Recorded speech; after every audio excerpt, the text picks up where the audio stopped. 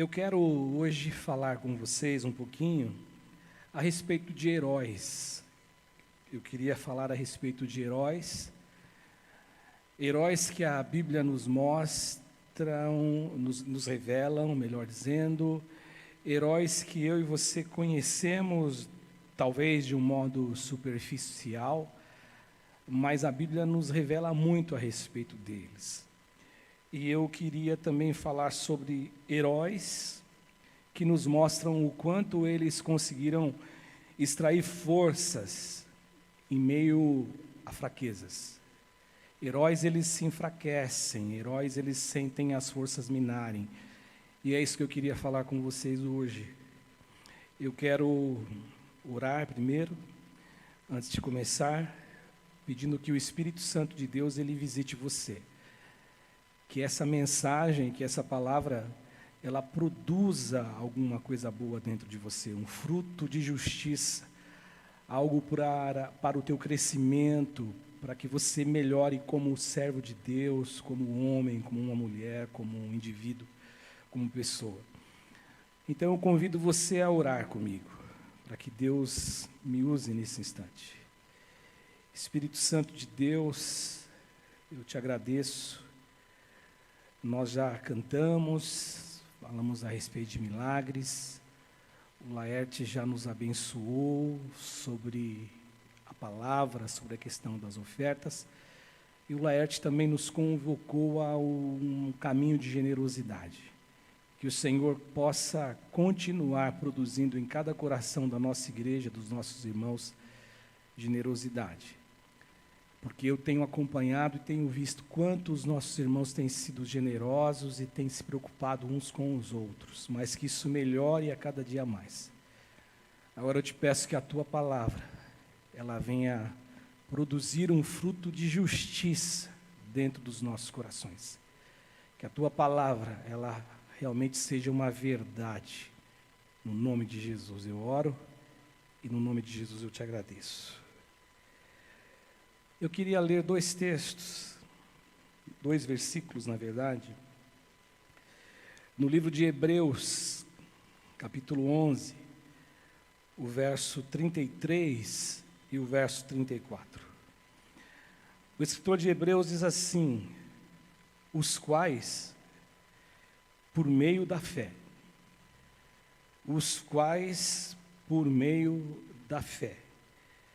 subjugaram reinos, praticaram a justiça, obtiveram promessas e fecharam a boca de leões, extinguiram a violência do fogo, eles escaparam ao fio da espada, da fraqueza tiraram força e fizeram-se poderosos em guerra. E puseram em fuga exércitos de estrangeiros. Só esses dois versos. Esses dois versos, esses dois versículos, eles estão inseridos na galeria dos heróis da fé, de Hebreus capítulo 11. Eles estão inseridos nesta galeria de homens tão valiosos, de homens tão importantes. Agora, o que vem na minha mente, na tua mente, na nossa mente, quando nós pensamos em heróis? Quem são os nossos heróis? Quem é o teu herói? Quem é a pessoa ou quem é o personagem que você carrega esse sentimento de admiração de tal modo que você o classifique como um herói?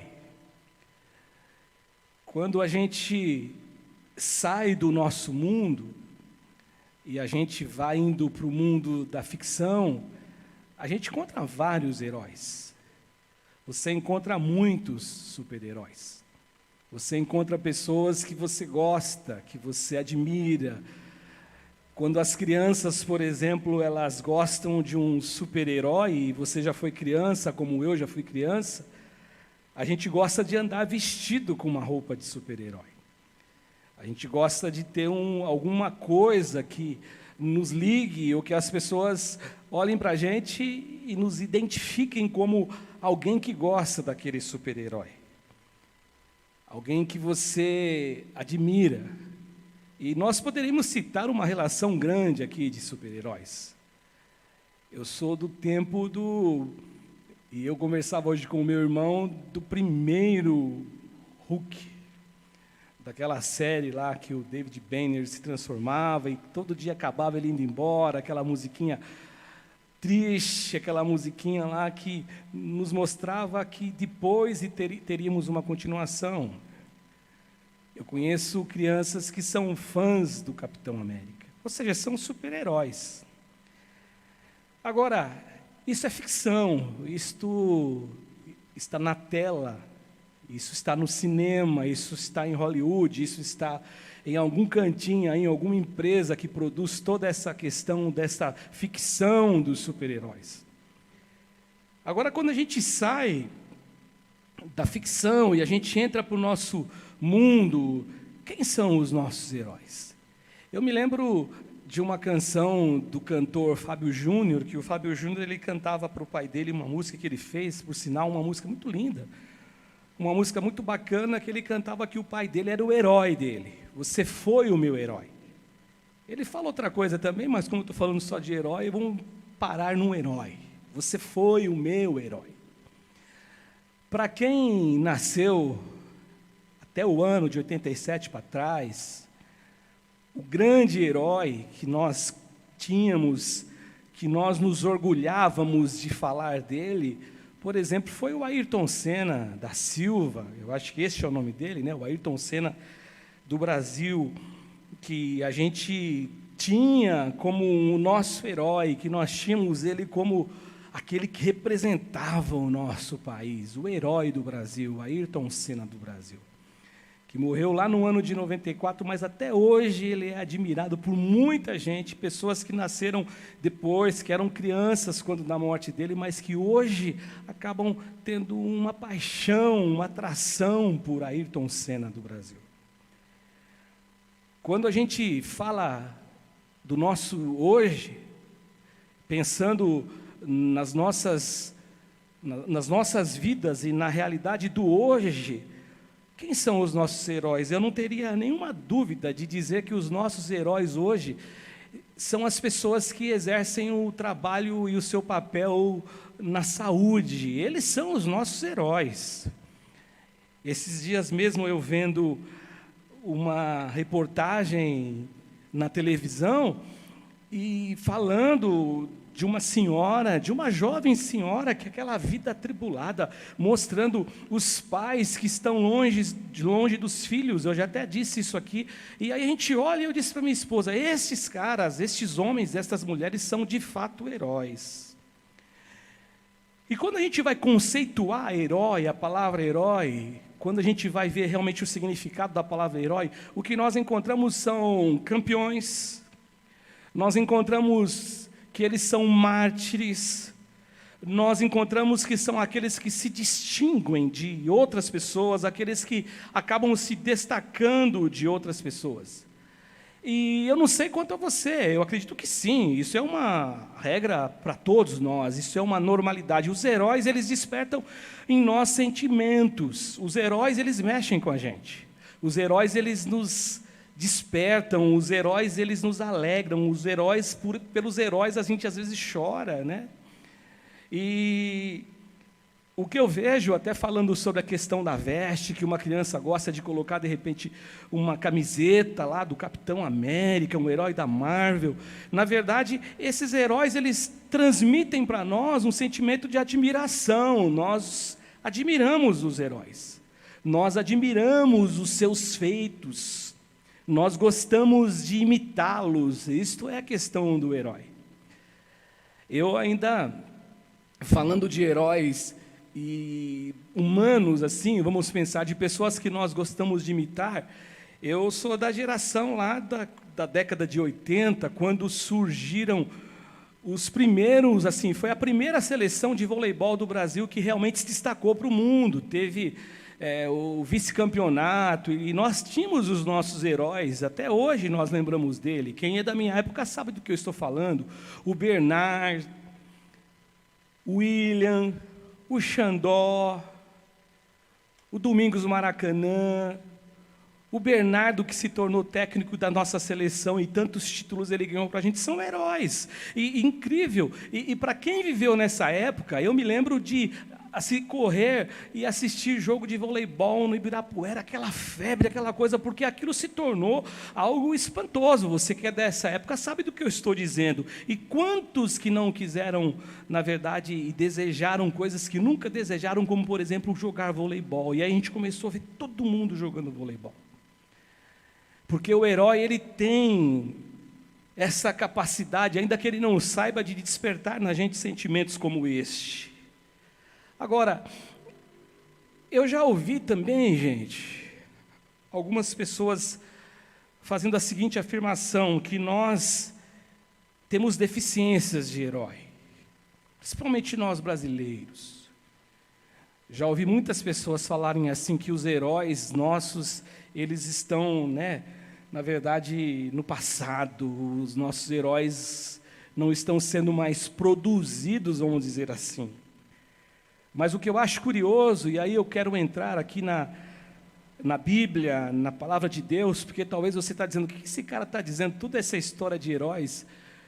Mas eu estou fazendo isso para você compreender, embora as pessoas digam assim, poxa, nós estamos com falta de heróis, não se produz mais heróis como no passado, ou eu não tenho nenhum herói. Eu acho interessante que a Bíblia, ela dedica um capítulo inteiro deste livro de Hebreus para falar sobre eles. A Bíblia dedica um capítulo inteiro para falar sobre heróis e falar a respeito deles. E no versículo 32, eu não li esse verso, eu vou ler aqui, o capítulo 11, 32, o escritor diz assim, e que mais direi? E olha o que ele diz, gente, certamente me faltará o tempo necessário para referir o que há a respeito de Gideão. Gideão, que herói que foi Gideão. 300 homens, ele derrotou um exército de mais de 30 mil pessoas. De Baraque, de Sansão, ele aparece aqui o Sansão, de Jefté, de Davi, e de Samuel e de outros profetas, e dos profetas, como diz o texto. Ou seja, então o que o escritor está dizendo aqui é que ainda haveria muito mais heróis para serem citados, e a gente sabe que existem mesmo de fato. Agora, quem é o teu herói hoje? Quais são os nossos heróis nos dias de hoje? Quem que eu e você desejamos imitar? Quem que você deseja imitar como cristão? Você está desejando imitar quem como servo de Deus? Você que carrega uma Bíblia, ou você que nem carrega mais a Bíblia, que nós somos de uma geração que a Bíblia é no celular agora, As pessoas não andam mais com Bíblia. Eu digo que eu gosto de Bíblia, eu gosto de pegar, eu gosto de sentir o cheirinho dela. Agora, hoje não tem como a gente lutar contra uma realidade. As pessoas têm Bíblia no celular. Agora, quem são os heróis que você deseja imitar? Como dizem, como afirmam que os heróis estão, na verdade, sendo esquecidos, ou eles não estão mais sendo produzidos? Quem são os seus heróis da Bíblia Sagrada? Eu me lembro de Paulo, e Paulo, ao escrever 2 Coríntios, aliás, 1 Coríntios, no capítulo 11, no versículo 1, Paulo faz uma afirmação que eu acho fantástica. Paulo, ele diz o seguinte, olha o que Paulo diz, ele chega diante de uma igreja de Corinto, uma igreja problemática, uma igreja que exigiu de Paulo muita dedicação, uma igreja pela qual Paulo sofre, uma igreja que Paulo se angustia por eles, e Paulo chega e diz o seguinte, sede meus imitadores, como também eu sou um imitador de Cristo. Ou seja, Paulo está dizendo, em outras palavras, me imitem que vocês estarão imitando a Cristo. Paulo, por exemplo, em Gálatas 2:20, que é um texto que a gente conhece muito bem, Paulo diz assim, logo já não sou eu quem vive, mas Cristo vive em mim. Ou seja, Paulo está dizendo assim, eu imito ele de verdade, ele é o meu herói maior, Jesus é o meu herói supremo, Jesus é o meu herói absoluto, é nele que eu encontro razão de ser, é nele que eu encontro razão para viver, ele é meu herói, ele é o meu herói de verdade, ele é meu único herói, aliás. E ele fala assim, eu agora na verdade vivo, esse Cristo vive em mim, melhor dizendo, e esse viver que agora eu tenho na carne, ou seja, nas minhas, todos os meus defeitos, todas as minhas dificuldades, esse viver que eu tenho na carne, eu vivo pela fé no Filho de Deus. E ele fala que me amou e assim mesmo se entregou por mim. Portanto, quando a gente fala de heróis aqui, tirando forças das fraquezas ou nas fraquezas, esses heróis nos ensinam muito, muito, muito. Esses heróis têm muito a nos ensinar. Esses heróis têm muito, muito, muito com que eu e você tenhamos o desejo de imitá-los. E a primeira lição que eu vejo aqui é que esses heróis nos mostram uma coisa muito simples, que lutar cansa. Lutar cansa. Isso é tão óbvio que às vezes você não enxerga. Um dia eu li uma frase que o óbvio tem que ser lembrado. De tão óbvio que é, passa tão batido que a gente não lembra. E lutar cansa. Lutar é cansativo. Muitos, eles estão estafados, muitos estão cansados, muitos estão com a sua força diminuída aos extremos. Por quê? Porque eles estão lutando o tempo inteiro. Às vezes a impressão que eu tenho, meus irmãos, de verdade, é que quando eu olho para a vida de algumas pessoas, eu falo assim, poxa, parece que o universo, parece que a vida, parece que tudo, o planeta Terra, a existência humana conspirou contra esses caras. De tanto que eles lutam. E aí você conhece aquele ditado popular que diz assim que a gente precisa matar um leão a cada dia? E eu vejo, às vezes, pessoas que lutam numa intensidade muito maior do que outras, e se você me perguntar a razão disso, eu não sei te responder. A única coisa que eu posso dizer é que a Bíblia fala que não existe tribulações, não existe nenhuma tentação maior do que aquela que a gente possa suportar. Então, quando eu olho alguém que luta muito mais do que eu olho para esse cara, para essa mulher, para uma criança, às vezes, eu digo, esse cara é forte, esse cara tem o que me ensinar. Agora, nesse texto aqui, falando da galeria dos heróis da fé, o que nos é dito a respeito desses caras aqui, e isso está no verso de número 33, diz o seguinte, que esses caras aqui, o texto diz que eles lutaram, mas eles não lutaram de qualquer jeito. Eles lutaram, mas as armas de guerra deles não eram qualquer armas. Eles lutaram, mas a estratégia de guerra deles não era qualquer uma. Pelo contrário, o que nos é dito aqui é que eles lutaram por meio da fé. Olha o que o texto nos diz, os quais por meio da fé. Ou seja, aqui então, o escritor de Hebreus está dizendo assim, que existe luta, existe guerra, mas existe fé para a gente se apoiar. Existe esse mecanismo que é vindo dos céus para mim e para você, já que o autor de Hebreus vai dizer mais para frente que Jesus é o autor e consumador da nossa fé. Agora, o texto então nos diz o seguinte, que os quais pela fé. E aí ele vai vir com uma lista enorme que eu vou ler para você daqui a pouco. E fé é esperar o que não se vê. Fé é acreditar naquilo que ainda não aconteceu. Fé é visualizar alguma coisa que ainda não ocorreu. Agora, lutar, como eu disse aqui, cansa o físico, cansa o corpo, mas cansa a alma, cansa o psicológico, cansa a alma, cansa o psicológico. A gente fica estafado às vezes, e nessa hora, eu não tenho nenhuma dúvida que a fé para mim, para você, para aqueles que lutam, é indispensável. Eu só consigo vencer por meio da fé. Olha aqui a lista das ações desses caras. O texto diz assim, eles subjugaram reinos, eles praticaram a justiça, eles obtiveram promessas, eles fecharam a boca de leões, eles extinguiram a violência do fogo, eles escaparam ao fio da espada, eles fizeram-se poderosos em guerra e eles puseram em fuga exército de estrangeiros. Só que, com toda essa lista, com todo este montante de coisas positivas e de coisas lindas praticadas por esses caras, o texto diz assim que eles se cansaram, eles ficaram fracos. E aqui eu digo uma coisa para você: quantas vezes nós criticamos as pessoas que estão fracas? Quantas vezes nós somos criticados porque diante de uma luta, diante de uma guerra, alguém desfaleceu, alguém se cansou, alguém ele ficou totalmente caído ao chão, ao solo, e a gente, com o nosso olhar de espiritualidade, com o nosso termômetro de espiritualidade, a gente olha para essa pessoa e fica condenando porque ele se tornou alguém que enfraqueceu.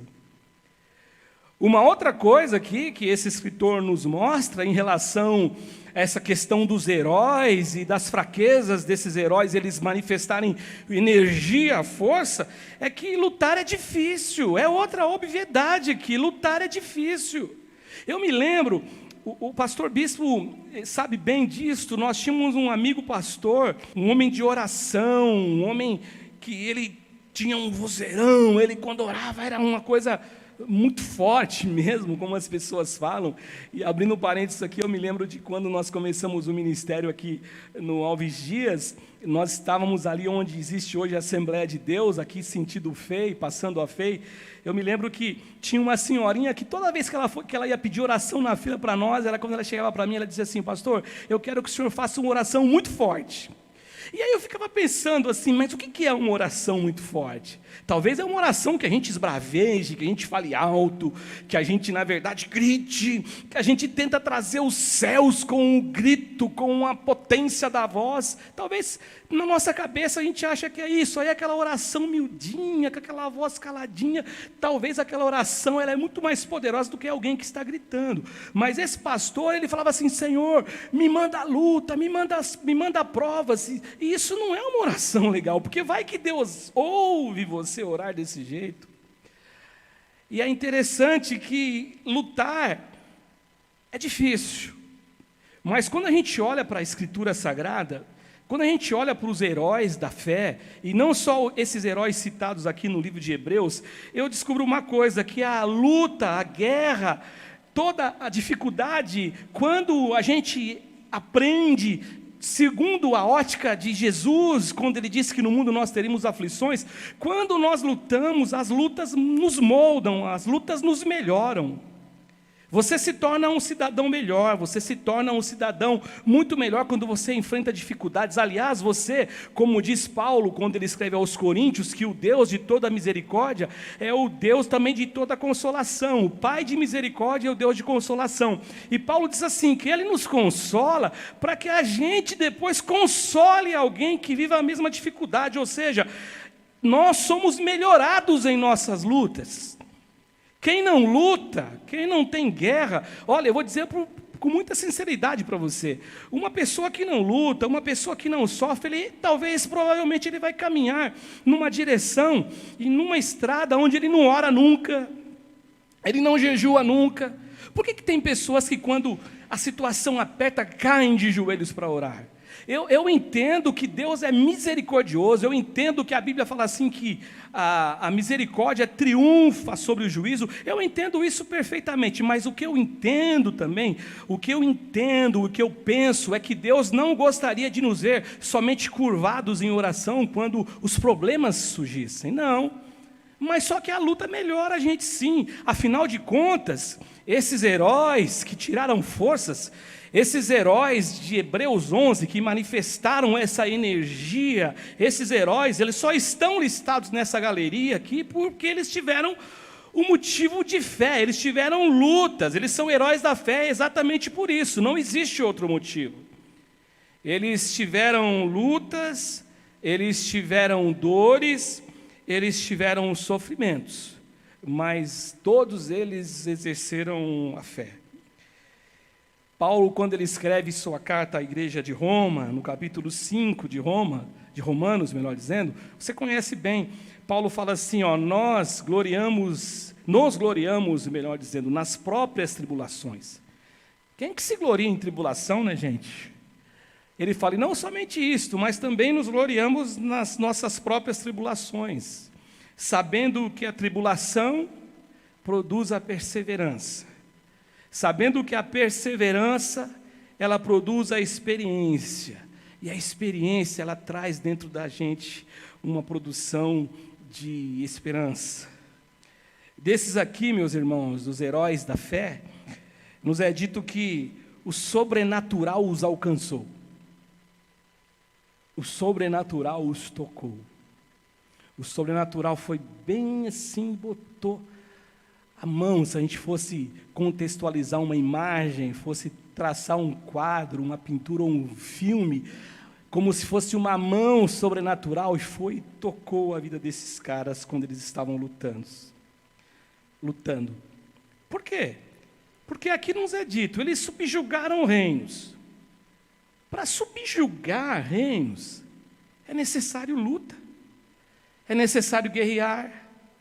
Eles praticaram justiça, do mesmo modo, para você exercer justiça, e não aquela justiça que nós muitas vezes pedimos, né? Nós queremos justiça para as pessoas, juízo para as pessoas e para nós misericórdia. Mas para exercer justiça tem que ter guerra do mesmo modo, uma guerra interior, onde você quer fazer e praticar e andar num caminho de justiça diante de Deus. O texto diz também que eles obtiveram promessas, eles tiveram que lutar. Eles tiveram que lutar pelas promessas. Esses dias eu ouvi uma pastora dizendo o seguinte, que a bênção de Deus, a promessa de Deus não tem nenhuma ligação com a nossa inatividade. Eu tenho que lutar, eu tenho que fazer alguma coisa, eu tenho que ter da minha parte tem que ter alguma coisa, eu tenho que dar alguma coisa a Deus. O texto diz assim que eles fecharam a boca de leões. A gente lembra de Davi matando um leão, a gente lembra de Daniel na cova dos leões. A Bíblia fala assim que eles extinguiram a violência do fogo, tiveram que lutar. Por exemplo, pensando em fogo, aqueles 3 jovens judeus, Sadraque, Mesaque e Abidnego, eles tiveram que lutar contra um édito, contra uma coisa que todo mundo foi obrigado a fazer, que era se curvar diante do rei Nabucodonosor. Eles falaram não. E por conta disso eles foram jogados no fogo. Então eles subjugaram fogos, né? Fogo aqui, a violência, extinguiram a violência do fogo. Outra coisa, escapar ao fio da espada, gente, é luta, guerra. A espada na Bíblia, ela tem o simbolismo e a representação da palavra de Deus, ou seja, eu tenho que conhecer a palavra. Não é isso que Paulo diz em 2 Timóteo 2,15? Procura apresentar-te a Deus aprovado como um obreiro que não tem de se envergonhar e que maneja bem a palavra da verdade. Agora eu vejo aqui também, quando eu olho para esses heróis aqui, esses heróis da fé, esses heróis que, da fraqueza deles, eles suscitaram força. Eu vejo isso de uma maneira interessante. Eu vejo isso como um aprendizado também, que a fraqueza, além de nos tornar melhores, as lutas, melhor dizendo, nos tornar melhores, a fraqueza nos fortalece. Paulo, ele mostra essa especificidade de Deus lá num texto que você conhece bem, 2 Coríntios, capítulo 12, no seu verso 9, quando Deus responde para Paulo, Paulo, o meu poder se aperfeiçoa na fraqueza. Ou seja, Paulo orou, insistiu 3 vezes para que Deus tirasse aquele espinho da carne, e Deus respondeu isso. E aí também Paulo, mais para frente, no verso seguinte, no verso 10, Paulo é muito específico, porque Paulo fala assim, porque quando sou fraco, é aí que eu sou forte. É coisa linda, né? Quando eu sou fraco, eu sou forte. Eu conheço tanta gente arrogante, tanta gente de nariz empinado, tanta gente que acha que tem o domínio de tudo, mas Paulo fala que as coisas de Deus vêm na contramão daquilo que as pessoas carregam como verdade. Quando eu sou fraco, então eu sou forte. Então, o que Paulo está dizendo que essa fraqueza, o que Deus disse para Paulo também, e Paulo concordou, que essa fraqueza ela tem uma fonte. A força na fraqueza, melhor dizendo, ela tem uma fonte. Essa força na fraqueza, ela não é humana, ela vem de Deus. Essa força na fraqueza, ela vem dos céus para nós, é uma força sobrenatural, ela não tem vinculação com o humano, ela não tem vinculação com as coisas do nosso dia a dia, ela vem dos céus para a gente. Só que ela vem por meio do sobrenatural, ela é operada em nós pelo meio do sobrenatural. E o sobrenatural, ele só funciona quando ele é, na verdade, ligado na fé. É isso que acontece. O texto diz assim também que eles fizeram-se poderosos em guerras, ou em guerra, é que o texto diz no singular. Ou seja, Deus os tornou fortes em sua luta, ou suas lutas. E no verso 34 nos diz assim que isso não só foi uma coisa que aconteceu quando eles olhavam para eles, e diferente agora daquela experiência de Números no capítulo 13, quando aqueles espias vão espiar a terra de Canaã, e eles voltam com um fruto, eles trazem um fruto que era bênção mesmo, que a terra era boa, manava leite e mel, Deus não mentiu em nada, só que 10 deles diziam assim, nós vimos lá os filhos de Anak, nós vimos os gigantes, e nós éramos para eles, como aos nossos próprios olhos, coisas insignificantes, pequenininhos nós éramos para eles. Agora aqui não, aqui o texto está dizendo que estes caras aqui, eles puseram exércitos estrangeiros em fuga, ou seja, os exércitos inimigos, os estrangeiros olharam para eles e viram força neles. Irmãos, olha, Deus é tão poderoso que o Salmo 8 fala assim que Ele suscitou força de uma criança que mama, ou seja, é algo sobrenatural, é algo que vem de Deus. Exemplos aqui de ação sobrenatural nesse capítulo são muitos. São muitos exemplos, são muitas ações do sobrenatural de Deus aqui. Por exemplo, no versículo 30, as muralhas de Jericó caíram depois que o povo de Deus rodeou Jericó 7 vezes. As muralhas caíram, aquelas muralhas intransponíveis que os historiadores dizem que os muros das cidades tinham um muro grande que cabiam 2 carruagens, uma do lado da outra, tinha um espaço ali, um vazamento ali, mais um outro muro, e depois outro muro. Ou seja, os muros ruíram, por meio de uma ação de fé. O texto diz assim que aquela prostituta Raabe, uma prostituta, e olha que interessante, uma prostituta que eu e você olhamos com um olhar totalmente desqualificando essa pessoa. Raabe, a prostituta, ela foi salva, e mais forte ainda, essa mulher ela entrou na genealogia de Jesus de Mateus. O texto diz também assim que, no versículo 35, que as mulheres receberam pela ressurreição os seus mortos. Quantas provas de forças que foram extraídas no momento de fraqueza. Verso 36, outros passaram pela prova de escárnios, de açoites e de prisão. E aí o verso 38, irmãos, ele tem uma informação que eu acho extremamente forte, para mim forte, não sei quanto a você. Ele diz assim, homens dos quais o mundo não era digno. Gente, olha o nível desses homens. Da fraqueza eles tiraram forças. Ou seja, eles eram como eu e você. Mas eles, na verdade, eram homens que o mundo não era digno, perdão. Diz assim o texto, errantes pelo deserto, pelo monte, pelas covas e pelos antros da terra. E aí no verso 39, é o último versículo aqui, desse texto que eu leio, eu vou ler na Nova Versão Internacional, eu fiz uma anotação, que eu estou com a Bíblia atualizada, que é essa que está aparecendo para você aí na tela, fala assim, todos estes receberam bom testemunho por meio da fé. bom testemunho por meio da fé. No entanto, olha o que é dito desses caras. Nenhum deles recebeu o que havia sido prometido. Nessa tradução que está aparecendo aqui, eu acho que está aparecendo, fala assim, a concretização da promessa, eles não obtiveram. Mas eles permaneceram nessa fidelidade. A conclusão, meus irmãos, que eu chego dessa palavra, a conclusão que eu chego